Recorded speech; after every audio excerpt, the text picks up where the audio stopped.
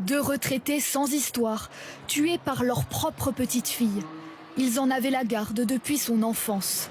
Devant les enquêteurs, la jeune fille de 15 ans a avoué avoir commis le crime ici, dans la maison familiale, avec son petit ami de 16 ans.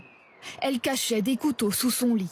La grand-mère est montée dans la chambre le lundi matin et y a surpris le jeune homme, ce qui l'aurait mis en colère, évidemment, puisqu'elle s'opposait à cette liaison.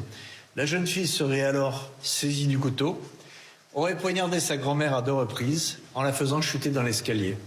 Le grand-père, alerté par les cris, est arrivé et cette fois c'est le jeune homme qui lui a porté un coup de couteau. Après le meurtre, les adolescents descendent les corps à la cave et les cachent sous un amas d'objets.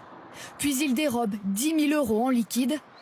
Ils se rendent ensuite à 20 km de là, dans 7 hypermarchés, où ils achètent 3 smartphones haut de gamme. Leur refuge, cette friche industrielle, où ils sont interpellés dans un hangar abandonné.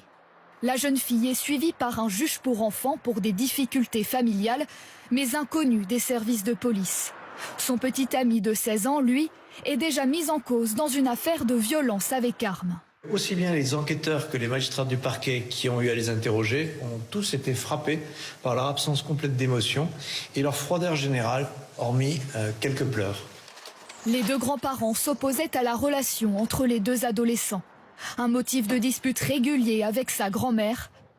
De là à commettre un assassinat, cette proche de l'adolescente a du mal à comprendre un tel acte. C'était une fille gentille.